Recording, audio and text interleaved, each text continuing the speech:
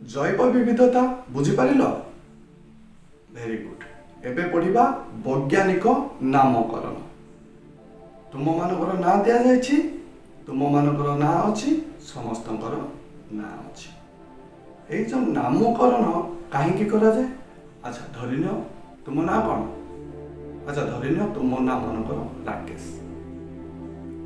राकेश डाकिले तुम ही सुनिबो ना अन्य केई जने सुनिबो? राकेश डाकिले तुम ही सुनिबो कारण तुम ना राकेश। एइथिपाई नामकरण करा जाए कारण गोटे नामकरण ना दबा द्वारा जनकर परिचय मिले, जनको आमे आइडेंटिफाई करू, आमे ताको चिन्हू। ठीक सेही परी जीव जगत रे थिबा समस्त प्राणी और उद्भिद को गोटे गोटे ना दिया जायछि। सेमानकु जानिबा पई, सेमानकु चिन्हिबा पई गोटे गोटे नामकरण करा जायछि। याकु कहा जाए वैज्ञानिक नामकरण, साइंटिफिक नेमिंग। तुम ना किए देथिले? बापा माँ देथिबे, नले अजाई, नले गोसे बापा गोसे माँ। ठीक सेही परी समस्त प्राणी और उद्भिद को जने व्यक्ति ना देथिले।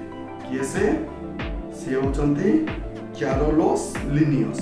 ये कोनठिया लोक? स्वीडेन रो। ये होचंती स्वीडेन रो वैज्ञानिक कैरोलस लिनियस, जिए समस्त प्राणी और उद्भिदर ना देथिले। तांको कहा जाए वैज्ञानिक नामकरण और श्रेणी विभाग पद्धतिर जनक, माने फादर ऑफ साइंटिफिक नेमिंग। किए? Carolus Linnaeus. ये केउंठिका लोक? स्वीडेन लोक। ए सबु नामकरण को से गोटे पुस्तक रे लिपिबद्ध करथिले, पुस्तक रे लिखिथिले। से बहिर नाम होछि सिस्टमा नेचुरा। आमे माने वर्तमान जे भी सही पुस्तक रे लेखा जाइथिबा ना को पढ़ंती, सही ना को सही ना अनुଯାयी जीव जगत को चिन्हती, जानती। अच्छा आमे ना देबा बेले किछ गोटे पद्धति थाए ना? सेमती किछ नै थाए। आमे पुरोहित को पचारंती कि बड़ लोक को पचारंती किए कोन कहंती, ता अनुଯାयी आमे नामकरण करू। ठीक सेही परी वैज्ञानिक नामकरण भी गोटे पद्धति अछि। कौन से पद्धति? यह होछि international code of biological nomenclature, ISBN। यह होछि international code of biological nomenclature, ICBN। यह द्वारा ही यार गाइडलाइन को फॉलो करी ही सब वैज्ञानिक नामकरण करा जायछि। एबे आसो आमे जानिबा वैज्ञानिक नामकरण केतेटी पद्धति अछि। विभिन्न प्रकार पद्धति अछि, किंतु तुम पई गोटे पद्धति ऊपर वर्तमान आमे पढिबा। लिनियस जहा कहिथिले, जा नामकरण दैथिले, से गोटे द्विपद संग नामकरण दैथिले, जा होछि बायोनोमियल नॉमेनक्लेचर। एहा द्वारा आमे गोटे प्राणीर दुईटी नाम, जेपरि मनकर तुम ना राकेश महापात्र, राकेश साहू किए अछि, किए पूर्णचंद्र पाढ़ी अछि, किए आउ कोन ना रे अछि, किए शिवानी संगीता अछि। ए सब जो ना अछि, ए सब ना गुड़िक दुईटी किंबा तीनोटी ना रे थाए। दुईटी ना थिले द्विपद नामकरण, तीनोटी ना थिले त्रिपद नामकरण। किंतु समस्त प्राणी और उद्भिद को दुईटी नामकरण करा जायछि। या होछि द्विपद नामकरण। द्विपद नामकरण रे दुईटी मुख्य जिनिस अछि। कोन कोन? जेमिति हमर राकेश महापात्र। राकेश होछि तुमरो ना, महापात्र होछि तुमरो टाइटल। ठीक सेही परी द्विपद नामकरण रे प्राणीर उद्भिदर दुईटी, गोटे हैला जेनस। जेनस माने कोन?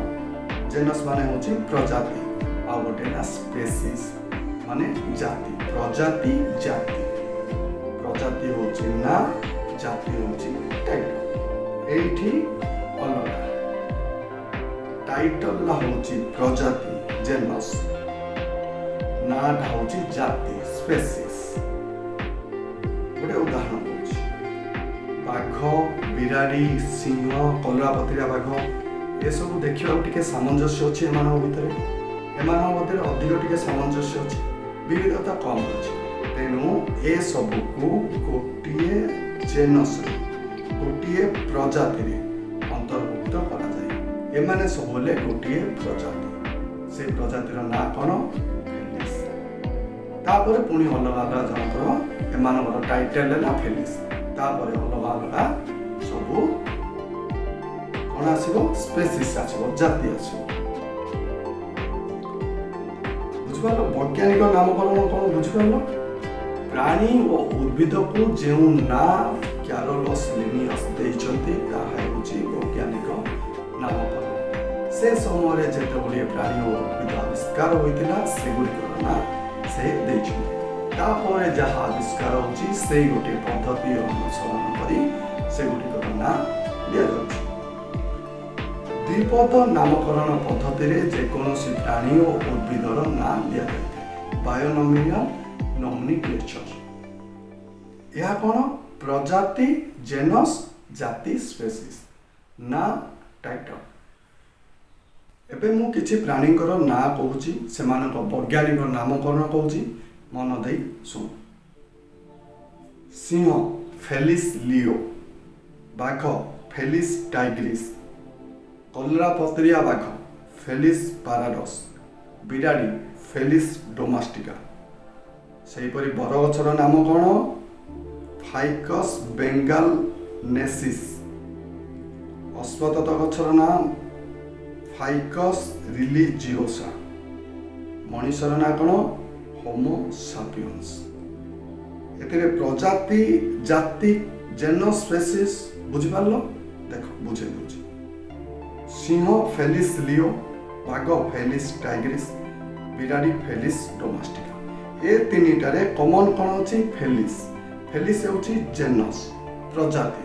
ଏ ତିନି ଜଣ ଗୋଟିଏ ଜେନସ୍ ମାନେ ଗୋଟିଏ ପ୍ରଜାତିର, ଏମାନଙ୍କର ଟାଇଟେଲ ଗୋଟିଏ। ଲିଓ, ଟାଇଗ୍ରିସ୍, ଡୋମାଷ୍ଟିକା ଏଗୁଡ଼ିକ ଅଲଗା। ଏମାନେ ହେଲେ ସ୍ପେସିସ୍, ଜାତି। ଏମାନଙ୍କର ନାଁ ଅଲଗା ଅଲଗା। ଏମାନଙ୍କର ଟାଇଟେଲ ଗୋଟିଏ, ନାଁ ଅଲଗା।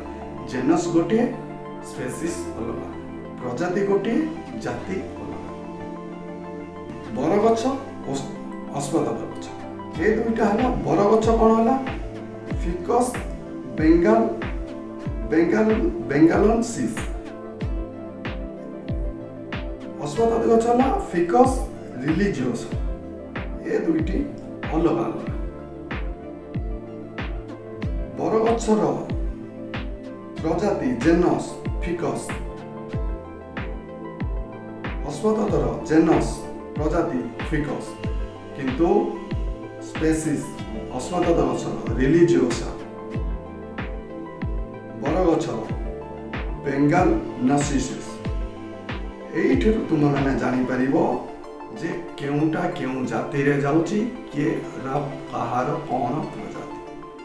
ଏସବୁ ଗୁଡ଼ିକ ଜାଣିବା ପାଇଁ ଆମକୁ କ'ଣ ଜାଣିବାକୁ ପଡ଼ିବ? ବୈଜ୍ଞାନିକ ନାମକରଣ।